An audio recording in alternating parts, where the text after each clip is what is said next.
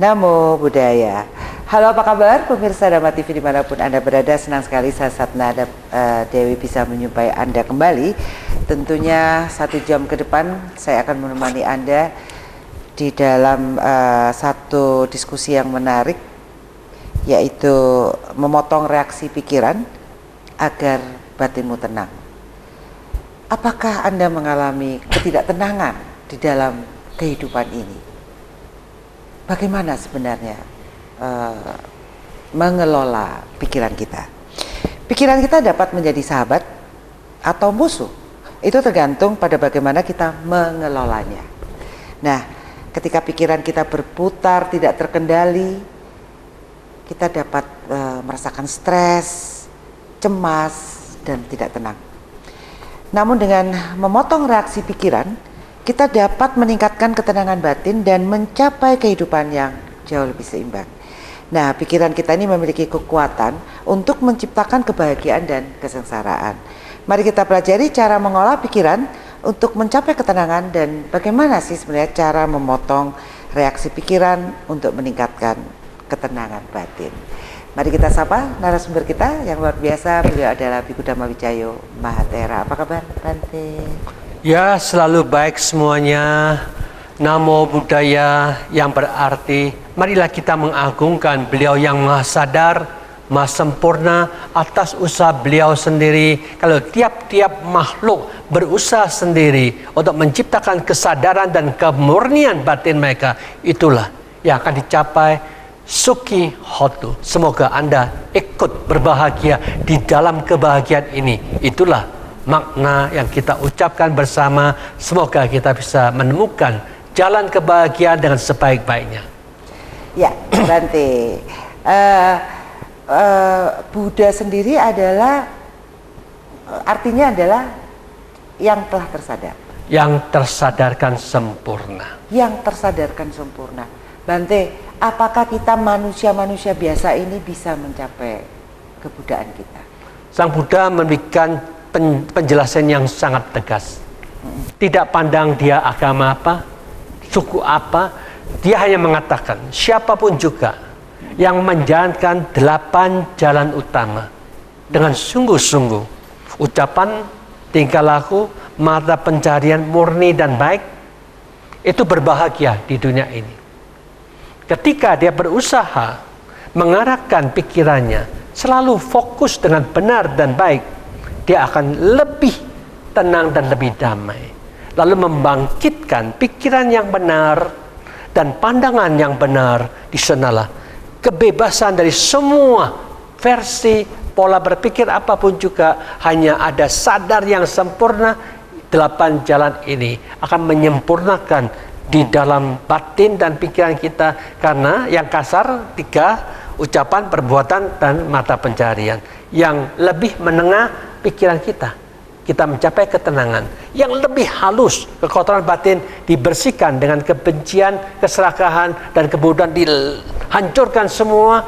Di sanalah pandangan kita bebas dari kebencian, bebas dari keserakahan, bebas dari kebodohan, memandang semua, bebas dari semuanya. Di sana lain katakan, di mana saja, kapanpun juga, siapapun juga, tidak pandang dia agama apa, suku apa, kedudukan apapun juga, dia bisa mencapai.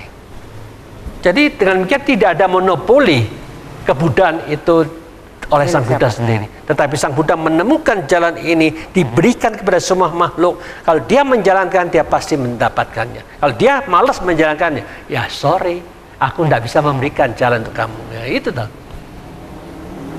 Aku tidak bisa menjalankan untuk kamu. Nggak bisa dijual dong. Iya itu. Kalau bisa dijual, soge Bantenya. Iya, komoditas ini. Dan itu banyak yang terjadi, Bante. Ternyata ada itu dibuat sebagai komoditas ajaran-ajaran. Ya, itu faktanya seperti itu. Dan yang bodoh ya tetap aja diikut ya. Bante, saya sebenarnya mau nanya tentang sesuatu, tapi nanti sajalah, Bante.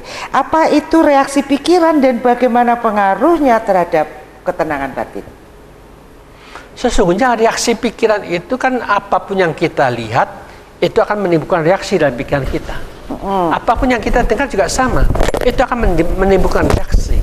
reaksi itulah yang dikatakan sebagai sangkara, membentuk-bentuk pikiran.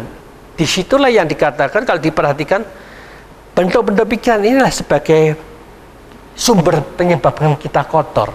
Maka dari itulah kalau kita bisa memahami akan isi daripada pikiran kita, kalau di dalam pikiran kita itu ada perasaan, ada memori, ada bentuk-bentuk pikiran, ada kesadaran. Kalau ini kita bisa memahami dengan jelas cara kerjanya mereka, tempat di mana, bagaimana yang membuat kita bebas dari penderitaan, disitulah kita harus mengerti dan paham akan diri kita sendiri. Oh, tempat inilah tempat tinggal kita yang sesungguhnya. Kalau kita tidak pernah menyelidiki ke dalam dirinya sendiri, jadi selamanya kita membuang waktu, membuang arah pikiran kita, membuang energi pikiran kita, tapi nggak ada gunanya. Kan lebih baik masuk ke dalam, lihat pikiran kita, lihat memori kita, perasaan kita, bentuk-bentuk pikiran kita, kesadaran kita, terus seperti Tatmo Chose, Bodhidharma yang pencipta kungfu itu, Shaolin. Jadi dia duduk meditasi terus 9 tahun. Karena saat itu kan terjadi peperangan terus, adu domba, peperangan kungfu lah. Akhirnya dia pikir, wah, kungfu ini penting. Akhirnya fokusnya dia ke sana. Akhirnya dia menciptakan versi-versi untuk mencegah supaya kita punya alat pencegahan ditakutin oleh pihak yang lain, mereka tidak bisa mengganggu kita. Jadi dia melindungi semua siapa yang perlu dilindungin. Itulah yang dikatakan pada saat itu dibutuhkan ini, itulah yang dikembangkan saat itu. Jadi sesuai dengan kebutuhan sekarang. Apa yang dibutuhkan sekarang? Nah, itu kan dikembangkan. Yang dibutuhkan sekarang internet, Bante. Kalau kita kehilangan sinyal saja sudah pusing nih orang, gimana Bante? Bagaimana di era teknologi ini kita bisa hidup menyendiri? Mungkin nggak? Maka dari itulah kita sekarang harus tahu, dengan ada internet ternyata kita diperbudak oleh internet itu, diperbudak oleh HP kita. Jadi kita mencari sesuatu di sana, akhirnya tidak menemukan yang kita mencari yang hakiki, yang lebih inti, yang lebih pokok, yang lebih penting. Akhirnya kita lupa juga. Maka dari itu kita harus pandai-pandai, bukan berarti yang saat ini ada yang paling penting ada internet. Itu juga salah. Kalau kita katakan yang paling penting adalah internet, akhirnya ya kita merasa kita mengembangkan internet itu, mengembangkan ke dunia ini. Jadi kita harus tahu bahwa ada yang di luar internet yang lebih penting, memahami elektromagnetik dari permainan memori kita, bentuk-bentuk pikiran kita, kesadaran kita, bagaimana ini bisa dipermainkan sedemikian rupa supaya dipancing, bisa masuk di dalam kesadaran yang kuat dan kokoh, akhirnya menjadilah sesuatu yang katakan, oh, aku telah menemukan kesadaran yang sempurna di sini. Akhirnya menyatu di situ, masalah sudah tidak ada lagi. Tidak ada terganggu oleh perasaan, tidak terganggu oleh bentuk-bentuk pikiran, tidak terganggu oleh memori kita. Jadi tahu, oh, inilah tempat tinggal kita. Jadi itulah yang dikatakan, kita tidak bisa mengatakan sesuai dengan apa yang kita ketahui seolah-olah sekarang ini yang dibutuhkan internet. Tetapi Sang Buddha itu tidak seperti itu. Yang dibutuhkan adalah internet yang ada di dalam batin dan pikiran kita. Kita harus analisa, menyelidiki yang mana yang lebih baik tempat tinggal, harus kita menempatin itu. Di sanalah yang katakan the best internet. Itu aja. Pak, di zaman Buddha itu Bante, apakah orang itu sesakti bisa berkontak-kontakan semacam telepati gitu Bante? Itu lebih daripada itu. Lebih daripada itu karena zaman Sang Buddha itu sangat luar biasa. Internet kalah, zaman sekarang ini masih kalah. Internet zaman saya itu sangat luar biasa. Sang Buddha aja bisa ke sana, bisa ke surga tingkat ke berapapun juga yang dia mau. Tapi tanpa fisik kan? Nah, itu tidak dijelaskan, dia ke sana itu tidak dijelaskan pakai fisik atau bukan fisik. Tetapi dia ke sana, bisa di sana itu selama 3 bulan mengajarkan dhamma. Ketika dia mengajarkan dhamma itu, yang ini bicara, lalu ada yang keluar, dia membentuk satu lagi, dia punya tugas di dunia ini. Badannya kan perlu makan dan minum, Dia turun ke bumi, pindah patah. Memberikan kesempatan kepada siapa yang mau berbuat baik, dia terima makanan, minuman di situ, selesai, dia makan, minum, baru kembali. Tapi yang di sana itu tetap bicara, walaupun dia sudah keluar. Berbicara itu di sana selama 3 bulan penuh, tidak pernah berhenti. Tiap hari, tiap saat. Terus. Jadi seolah-olah itu ada seorang tape recorder. Iya, maksudnya gitu kan. Seperti ya, itulah. Jadi ada rekamannya gitu ya. Dan itu yang bisa didengarkan sampai 100 kilo lebih itu. Di sana sejauh manapun juga yang mau mendengarkan bisa mendengarkan. Jadi bisa didengarkan oleh triliunan dewa dan dewi. Maka dengan demikian inilah yang dikatakan zaman itu kan sangat luar biasa. Canggih dong. Canggih sekali. Bisa membentuk TV ya toh, bisa membentuk internet, bisa membentuk segala-galanya dengan kekuatan pikiran yang sangat luar biasa. Oke, kita mengalami kemunduran peradaban. Pemirsa Dharma TV, jangan kemana-mana, kita lanjutkan diskusi setelah satu ini.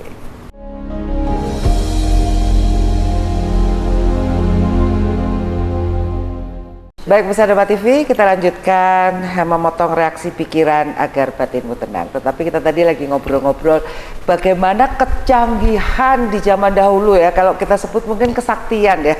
Tetapi sebenarnya itu adalah pencapaian seorang manusia sebenarnya kalau dia bisa melatih dirinya gitu ya Bante ya. Kalau sekarang orang kan males, semuanya serba ada alatnya gitu loh, ngerti gak sih Bante?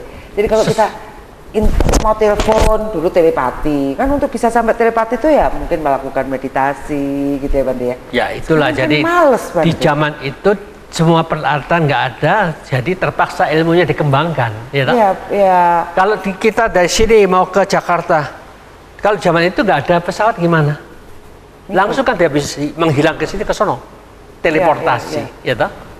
Saya rasa itu bukan terpaksa, karena memang tidak ada yang padanannya ya. Kalau sekarang mungkin terpaksa Bante. Maksudnya ya kalau kamu mau ke sana ya kamu lakukan itu gitu, sesuatu yang biasa ya, sesuatu yang harus gitu loh. Karena memang kan zaman itu kan segalanya masih belum ada alat-alat yang seperti itu. Maka dari itu mereka perlu kembangkan. Demikian juga di zaman itu kan ada pertapa-pertapa yang lain, bukan di kelompok Buddha. Dia bertapa dengan sungguh-sungguh, latihan. Hanya dia mencari ilmu, bagaimana bisa berjalan di air. Langsung, wah ketika dia berhasil, wah pamer jalan di sungai. Wah apa kan banyak yang lihat, sombong dong. Lalu Sang Buddha di sana lihat, kamu belajar ini berapa lama bisa jalan? Hebat loh, berapa lama kamu tuh? Oh saya belajar 20 tahun. Kalau saya ini cukup 2 ketip bisa nyebrang dengan perahu, ngapain pusing-pusing 20 tahun kerja seperti itu. Direndahkan, nggak ada gunanya melatih seperti itu. 2 ketip aja sudah dapat. Lahir perahu lah, ya, untuk percepat ya. Terus kemudian pesawat lah gitu. Jadi ternyata manusia makin lama sih makin malas untuk mengembangkan potensinya sebenarnya Pak. Ya itulah, jadi gangguan sensasi itu sangat mempengaruhi kemajuan spiritual manusia. Jadi semakin jauh manusia dari tingkat spiritualnya ya, makin melorot semuanya. Ini ya. Dan kita lagi berjuang lagi, naik lagi gitu ya. Permainannya gitu ya. Ya itulah Sang Buddha sudah melihat dengan mata batin dengan jelas. Jadi semenjak Sang Buddha itu rata-rata manusia 100 tahun. Sang Buddha katakan nanti manusia itu makin lama makin turun. 100 tahun, tiap 100 tahun usia manusia berturun satu. Kalau dulu 100, sekarang sudah 26 abad yang lalu, berarti sudah sekitar 74 rata-rata manusia. Nah seperti itu. Tetapi ya pengetahuan ilmunya ya turun. Di zaman Sang Buddha itu semua para biku itu yang sakti-sakti, yang suci-suci itu mencapai semua kesaktiannya, dia capai pati Sambuddhanyana. Jadi pengetahuan itu dia sempurna semuanya. Nanti 1000 tahun kemudian tinggal Calak Binyo, dia hanya memiliki 6 kesaktian. Zaman sekarang ini, Tewijo hanya 3 ilmu pengetahuan. Kesaktiannya. Nah, nanti lain kali tahun depan lagi tinggal Wipasako. Wipasako dia tidak punya kesaktian, hanya suci murni. Jadi 5.000 tahun yang akan datang itu hanya ada orang suci, tapi mereka tidak sakti. Yang sekarang kesaktiannya apa tuh yang Tewijo. Apa itu penting? Tewijo itu ada 3 ilmu pengetahuan. Mata dewa, dan kemampuan untuk melihat kehidupan yang lampau, dan juga memiliki kemampuan untuk membersihkan batinnya. Itu aja Tewijo. Itu kesaktian. Jadi itulah yang dikatakan tambah lama tambah merosot. Maka saat itu satu-satunya jalan ya kita harus mencari bagaimana menghindar dari kemerosotan itu, ya memang harus menyepi, dan menyepi. Tidak terlalu banyak sibuk. Betul. Banyak latihan terus. Itu aja. Tapi terus untuk apa ya kesaktian itu ya? Bukan mencari kesaktian, tetapi menggunakan ilmunya itu untuk lebih bermanfaat. Ini sudah bermanfaat, Bante. Ada HP, coba siapa yang menciptakan? Jangan-jangan ini para nabi baru ini, atau orang-orang pintar dari planet-planet lain? Itulah, jadi ilmu pengetahuan itu sangat-sangat bisa menghalangi kemajuan kita juga kalau kita tidak hati-hati, gitu aja. Ya begitu ya, Bante ya. Jadi sesuatu itu tergantung dari kita juga ya. Bagaimana menjaga keseimbangan sebenarnya ya, Bante. Kan kita tidak bisa menghindari itu juga. Ya demikianlah, kita harus penuh dengan kesadaran kita menganalisa dan menyelidiki sendiri mana yang bisa menghambat kemajuan kita, ya kita kurangin. Yang mana membuat kita lebih maju dan berkembang, itu kita arahkan sebanyak mungkin yang bisa kita laksanakan, itu aja. Ya, jadi bagaimana cara mengenali reaksi pikiran yang negatif dan tidak terkendali? Nah, untuk ini kita harus namanya mengikuti apa yang Sang Buddha katakan, usaha yang benar. Usaha yang benar itu adalah bagaimana kebiasaan pikiran yang negatif yang pernah muncul itu, kita berusaha jangan dimunculkan lagi yang negatif. Ada juga pikiran-pikiran negatif dari orang-orang lain. Orang ini ngomong begini, ngomong begitu. Ini kok jelek-jelek cara berpikir mereka. Kita belum punya cara berpikir itu, jangan diikutin. Yang negatif itu yang belum ada, jangan dibangkitkan. Tetapi kita juga harus tahu, ada pikiran-pikiran positif yang sudah kita bangkitkan, ya kita menambah, diperbanyak yang positif itu, supaya kita tambah berkembang yang positif itu. Ada energi positif yang belum pernah kita jalankan, belum pernah kita kembangkan, tapi kita dengarkan, kok kelihatannya logika ini bagus, ini bisa kita kembangkan. Nah, kita mengambil, meniru yang mereka jelaskan itu, dikembangkan. Misalkan kita dari dulu belum pernah menyebutkan Buddho dalam aktivitas kita, nah sekarang kembangkan Buddho sebanyak-banyaknya, supaya usaha kita ini yang negatif sudah kita stop, tidak kita kembangkan lagi, kita kembangkan yang positif, yang belum ada positif, yang ada yang lebih bagus, belum pernah kita kembangkan, kita bangkitkan dan dikembangkan di dalam diri kita, supaya kita terbangkitkan sesuatu energi positif yang sama sekali belum pernah kita bangkitkan itu. Itulah namanya usaha yang benar. Jadi dengan cara seperti inilah yang dikatakan, sudah ada bagaimana menyetop yang negatif itu dengan jelas, ya toh? Sudah jelas kita jalankan seperti ini, mengikuti cara seperti ini juga bisa digunakan ke dunia ini, juga bisa digunakan untuk pikiran kita. Jadi usaha benar ini bisa dilaksanakan untuk bisnis. Misalnya, Bante?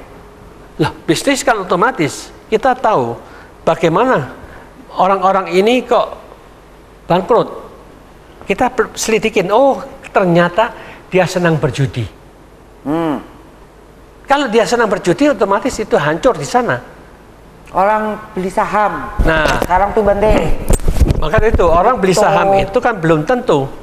Ada orang yang mengerti dan paham permainan saham itu, dia untung. Tetapi yang kita yang tidak punya ilmu, ikut-ikutan, kita jeblok. Itu bisa terjadi. Maka dari itu dengan demikian inilah kita harus belajar ilmunya bagaimana supaya itu kita bisa mendapatkan kemajuan di dalam segala bidang. Harus belajar mengerti dan memahami permainan dunia ini.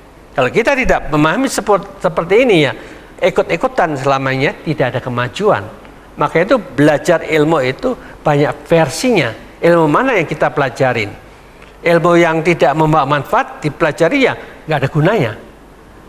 Maka dari itu ilmu yang bermanfaat itu banyak variasinya. Bermanfaat untuk dunia, bermanfaat untuk bisnis, bermanfaat untuk pertanian, bermanfaat untuk perkembangan batin. Yang mana yang kita tekankan? Kalau kita masih semuanya mau dikembangkan, pertanian iyalah, ini juga iyalah, ini akhirnya waktu kita kan terbuang ke sana. Maka itu kita harus ada spesialisasi spesifik ke bidang masing-masing. Kita mau yang mana? Tugas itulah yang kita jalankan, kita utamakan, itu aja. Dan kayaknya batin dan kehidupan duniawi kayaknya bertolak belakang deh Bante. Bisa juga dikatakan bertolak belakang, tetapi kan kita juga harus menjaga keseimbangan, karena itu masih dibutuhkan oleh banyak orang ya toh di dunia ini. Bagaimana kita mengembangkan dunia ini, maka itu mereka perlu juga mengembangkan dunia itu. Ada nggak sih orang yang mempunyai kekayaan duniawi kaya banget, itu juga mempunyai kekayaan batin? Gak mungkin ya kayaknya Bante. Sulit banget kan. Sulit. Pasti ada satu yang dominan kan harusnya. Maka itu kalau kita perhatikan ya itulah kasihan mereka yang kaya tapi nggak sadar bahwa dia kaya tapi sibuk dalam kekayaannya itu. Ya, sehingga mereka bisa dikatakan, kita dengarkan cerita mereka yang punya perusahaan banyak, dari pagi jam 6 pagi keluar ke tempat perusahaan sampai jam 12 baru masuk rumah. Jam 12 masuk rumah masih mereksa tuh catatan-catatan mereka terima itu, diperiksa lagi sampai jam 2 baru dia istirahat 4 jam. Jam 6 sudah jalan lagi. Jadi dengan demikian inilah dia menyita waktunya, fokusnya hanya ke materi, cari kekayaannya. Tapi batinnya gimana ya? Ini yang kurang. Jadi kalau dia tahu seperti ini ya, dalam perjalanan dari rumah ke kantor satu, apakah itu cuma 20 menit, puto 20 menit jalankan. Selesai dari sini, nanti ke kantor sana juga 10 menit, puto. Terus demikian, jadi dimanfaatkan. Kalau satu hari dia bisa mengunjungin ke perusahaan-perusahaan yang lain itu 20 tempat misalkan, dengan waktu cuma 10 menit, ya lumayan. 20 kali 10 kan 200 menit ya tak? Otomatis dia masih ada yang namanya berusaha mencari kekayaan batinnya. Jadi daripada sama sekali fokus ke materi, batinnya kosong, kan sayang. Maka itu lebih baik versi itu aja yang bisa dijalankan, karena materi yang mereka butuhkan bolehlah, tetapi sayang juga. Kita lanjutkan diskusi kita di setelah yang satu ini. Jangan kemana-mana.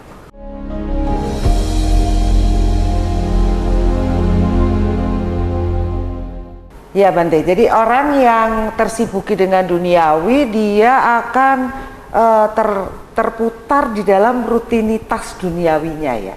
Belum lagi kalau masalah Bante, pasti kan ada kan yang punya perusahaan banyak orang itu kan punya masalah-masalahnya sendiri. Jadi dia memang banyak yang memang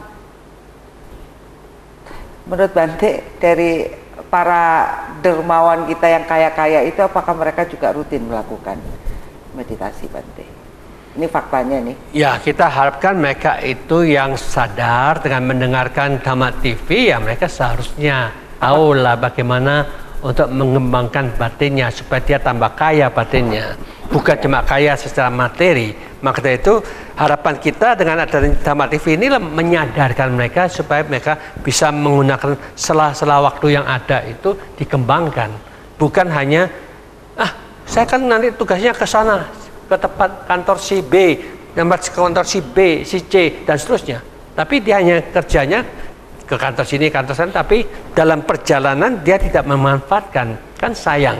Tetapi ketika dia tahu seperti ini, dalam perjalanan dimanfaatkan, puto, supaya memancing energi positif bertambah terus. Jadi dengan sistem seperti inilah mereka, harapan kita ya, supaya mereka itu menambah cara kerja, bukan kerja kaya duniawi, dia juga bekerja cara memperkaya batinnya. Dari dua-duanya dijalankan, ya sudahlah.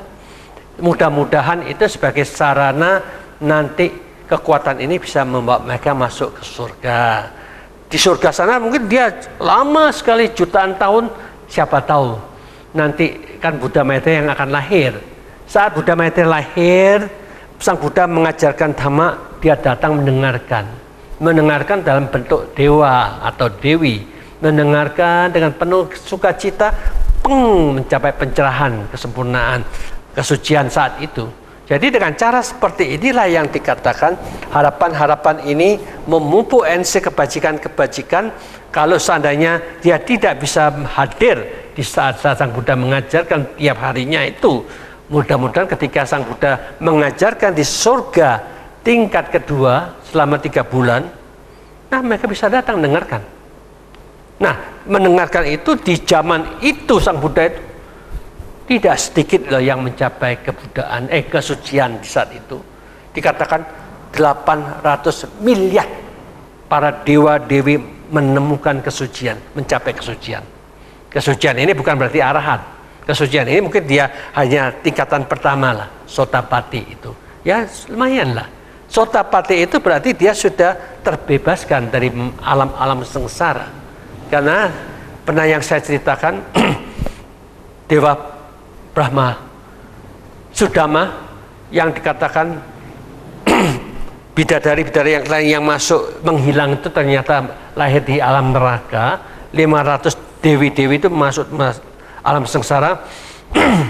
Ketika dia melihat begitu, dia sedih. Lalu dia tanya dirinya sendiri, kalau aku nanti habis waktu kita di sini, aku kemana? Dilihat dengan mata batin, dia juga sama masuk di alam neraka itu. Dia melihat bagaimana penderitaan dia, kan luar biasa menderitanya. Otomatis siapapun yang melihat tahu sendiri, takut dia, waduh gelisah, takut, tanya pada dewa yang di sini, yang di atas sana, di atas itu. Akhirnya yang di atas itu mengatakan, sudahlah, kamu ke Wihara Jetavana itu, Sang Buddha yang akan bisa memberikan jalan keluar untuk kamu. Dia datang ke sana dengan 500 bidadari yang lainnya itu. Hanya menanyakan, mengapa kita takut dan gelisah melihat waktu-waktu yang akan datang bisa terjadi seperti ini, seperti itu. Tolonglah Sang Buddha berilah penjelasan pada kami. Lalu Sang Buddha membahas masalah yang sangat-sangat simpel. Semua energi pikiran itu ditentukan oleh kebiasaan demi kebiasaan. Kebiasaan kamu hanya mencurahkan kesenangan-kesenangan indrawi, itulah yang mengganggu kamu tetap akan menderita seperti itu. Gelombangnya tetap ke sana. Tetapi mulai sekarang, cobalah kendalikan indera kamu, latihlah meditasi dengan sungguh-sungguh, kembangkan vipassana, lepaskan yang jelek dan kotor itu, jangan melekat ke apapun juga, masuk dalam sadar yang sekuat-kuatnya, bebaskan dari ketikatan. Itulah dengan vipassana Anda akan bisa bebas dari penderitaan. Wah, senang gembira itu dia terima kenyataan dan dibentuk dalam pikirannya, langsung dia mencapai kesucian pertama. Saat itulah yang dikatakan sudah tertutup di alam sengsara yang tadinya tinggal 1 minggu. Ini kekuatan itu memperpanjang usia dia di alam dewa. Jadi tanpa kita sadari, kalau dicerita-cerita Raja Dewa Indra yang kita dunia katakan Tuhan yang ngatur bumi ini, yang berkuasa di bumi ini, Dewa Indra juga begitu. Dia melayani Sang Buddha, dengarkan ceramah Sang Buddha terus menerus. Pada satu saat, sesungguhnya dia sudah meninggal. Karena meninggal itulah, saat itu karena energi positifnya kuat, dia tetap jadi Dewa Indra itu lagi. Kembali lagi ke sana. Jadi tanpa ada yang tahu para dewa di alam dewa Brahma, alam dewa itu mereka tidak tahu bahwa Raja Dewa sudah meninggal jadi raja lagi.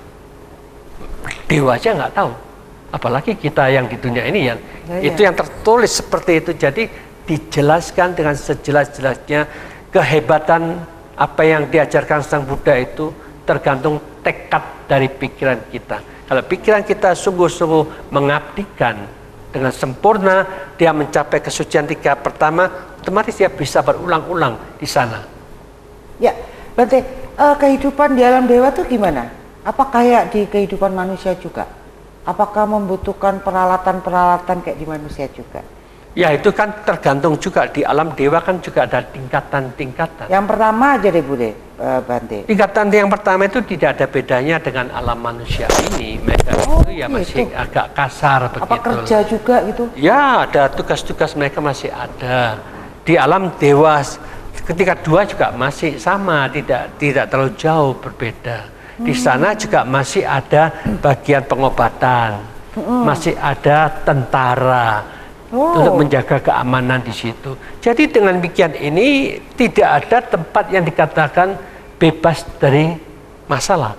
Atau yang 73 bidadari itu di surga yang mana? Yang kapan kita bilang 73? Yang katanya ajaran sebelah kalau kita nanti ke surga dilayani oleh 73 bidadari, itu di surga yang mana kalau menurut Buddhism? Nah itu kan ilmu, kan kita nggak bisa jelaskan. Kan cuma segitu itu nggak pernah dijelaskan. Sangat banyak lah di situ dijelaskan, 500 lah, 1000 lah. Jadi kalau masih di bawah 100 itu nggak pernah dijelaskan Sang Buddha. Oh, tapi memang ada ya bidadari-bidadari, terus pria-pria yang akan dilayani oleh mereka gitu ketika mereka. Itu kan kita harus protes toh, yang perempuan kan, nanti kalau gitu saya jadi gimana kalau jadi dewi? Apakah saya juga pernah 72 bidadara? Kan gitu dong. Iri itu berarti. Oke, jadi saya hanya ingin apa benar di ajaran yang lain juga ada cerita, karena kita lagi ngobrolin tentang surga ini tadi Bante ya. Bante, apa sih bagaimana cara mengatasi pikiran negatif dan menggantinya dengan pikiran positif? Ya, itu kan sudah sering kita jelaskan. Iya, betul. Jadi positif dan negatif itu kita harus memahami dengan ilmu yang Buddha katakan. Siapapun yang mulai sekarang memahami, segala sesuatu dipimpin oleh pikiran kita, dibentuk oleh pikiran kita, dibiasakan oleh pikiran kita. Siapapun yang mengarahkan, membiasakan ke hal-hal negatif, itu akan membuahkan penderitaan. Jadi ini pegang teguh. Jadi kata-kata ini bukan kata-kata omong kosong. Jadi benar-benar nyata. Kalau kita terbiasa masuk ke negatif, kita menderita sendiri. Tapi orang tuh nggak sadar kalau sedang berpikir negatif, Bante. Maka itu sekarang dipikir dia tuh normal gitu. Harus belajar melalui Dhamma TV, sering mendengarkan supaya dia mengerti dan paham, jadi pinter. Jangan mau dibodohi lagi oleh dirinya sendiri maupun orang lain, ya toh. Belajar ke sana. Sama tetangganya, dia pikir itu pikiran biasa aja. Kenapa ya dia kok punya mobil baru? Kenapa ya gitu? Itu dipikirnya sesuatu yang normal buat mereka ini. Ya gitu. Itulah. Itu negatif ya. Sang Buddha katakan yang mendengarkan Dhamma, yang mengerti Dhamma itu sangat sedikit. Yang bisa menjerahkan Dhamma itu juga sangat sedikit. Tetapi sekarang sudah ada media yang sangat bagus, bisa dikembangkan Dhamma TV itu supaya menyadarkan banyak orang, tapi nggak ada yang mendukung. Orang kaya-kaya eman duit mau disumbangkan ke Dhamma TV, kan sayang kalau semuanya sini sumbang sana semua. Wah, bisa berdirikan di Surabaya, di Jakarta, di Semarang, kan bermanfaat untuk banyak orang daripada uangnya disimpan ada ratusan triliun mati ya nggak digowo. Lebih baik ratusan triliun itu 25% saya sumbangkan. Wah, ini langsung berkembang mana-mana. Kan begitu memikirkan dana saya bermanfaat untuk jutaan orang, kan seperti itu. Kan sangat disayangkan kalau tidak memikirkan seperti itu. Itulah yang namanya orang yang tidak tahu melekat dengan harta sehingga tidak bisa memberikan dengan senang hati. Kalau dia memberikan dengan senang hati, ya apapun yang ditanam itu yang akan dibawa. Jadi apa yang disimpan itu yang dicari dengan mati-matian, nggak dibawa apa-apa kok, pasti ditinggalkan begitu aja. Sayang. Sia-sia gitu ya. Itu tadi ada seorang biku yang keturunan orang kaya yang berapa triliun tadi Bante ceritanya? Ya, 79 triliun di Malaysia. Ditinggal begitu saja. Siri Punyo ya. Dia tinggal aja, dia tetap jadi biku, tidak mau lepas. Dulu awalnya memang dia jadi biku. Belum jadi biku, dia akan kuliah belajar, dapat ilmu lah. Akhirnya dia tahu-tahu hilang gitu aja, tahu-tahu hilang itu, papanya kan bingung, nggak bisa dikontak. Akhirnya dia cari-cari, ketemu di Wat Panana Chat sana. Dari sana dia ketemu ngomong-ngomong, nah ketemu sudah dibina ya, akhirnya papanya tetap jalankan duniawi, tahu-tahu ya ada sakit meninggal gitu lah. Uangnya yang miliar triliunan aja nggak bisa menyembuhkan, harus ditinggalkan. Jadi anaknya tidak pusing dengan harta itu karena ada harta yang lebih penting dalam batin dan pikirannya. Dia sudah mungkin menemukan kejerniannya, keheningannya, kebahagiaan yang luar biasa ini. Jadi nggak ada artinya lah itu. Jadi dia tidak pusing dengan harta itu. Itu pengetahuan itulah yang membuat ayah dari Siddhartha Gautama mencoba untuk menutup jalan takdir ya Pak ya, Bante ya, supaya seorang Siddhartha Gautama tidak menjadi seorang biku atau pertapa. Jadi ditutup nih. Ini bahaya nih kalau jadi pertapa ini nggak akan meneruskan kerajaannya, kan begitu kan Bante? Ya kan, itulah kan jalan yang berbeda gitu. Maka itu orang tua kan inginnya anaknya itu seperti penerus dirinya seperti apa, itu yang membahagiakan toh. Tetapi Sang Buddha kan lain ya toh. Lain, dia kan sudah memang pembawaannya bahwa dia harus menemukan harta yang lebih berharga dan melepaskan yang tidak terlalu berharga. Ada sesuatu yang berharga ya, ini yang lebih berharga yang ditonjolkan dengan gitu aja. Ya, baik pemirsa Dhamma TV, mari kita lanjut di segmen berikutnya, tentunya jangan kemana-mana.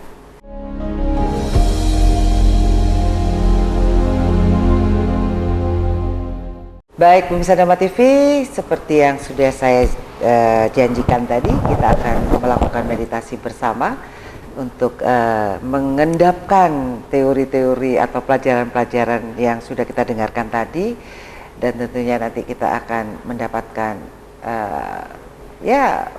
kejernihan di dalam melihat apa yang terjadi di dalam hidup ini. Meditasi akan dipimpin oleh Yang Mulia Biku Dhamma Wijayo Mahatera. Monggo Bante.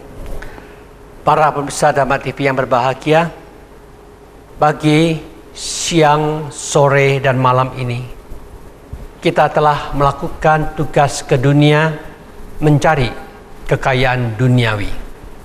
Saat ini marilah kita bersukacita, bersama-sama bekerja untuk mencari kekayaan batin di dalam batin kita masing-masing.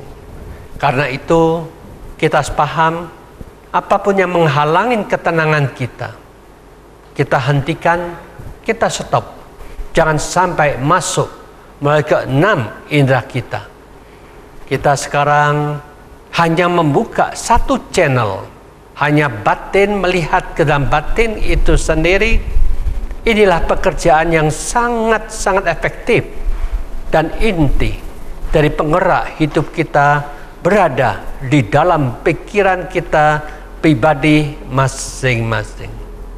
Siapapun yang mampu melepaskan semua masalah, melepaskan semua problem yang akan datang, tidak memikirkan yang sudah terjadi, menghentikan pemikiran yang akan datang, di sanalah ketegasan demi ketegasan yang kita jalankan ini untuk melatih, membiasakan hidup pada saat ini. Saat ini kita bersukacita melakukan pekerjaan pikiran, melihat ke dalam pikiran kita. Karena sesungguhnya inilah jalan satu-satunya yang terbaik. Tenang, kacau, gelap, terang, tepat di dalam pikiran kita. Bila mana kita membuang ketidaktenangan, kegelapan kita, menciptakan, mengarahkan masuk dalam ketenangan dan penuh dengan terang benderang, mengarahkan ke sana terus menerus. Sarana itulah menciptakan kita tenang dan terang benderang. Akhirnya kita percaya dan yakin memang arah pikiran penentu perkembangan spiritual kita masing-masing. Jangan ragu, jangan bimbang, masukkan dengan sungguh-sungguh di dalam ketenangan dan terang benderang. Meditasi tenang dan terang menjadi milik kita bersama. Mulai.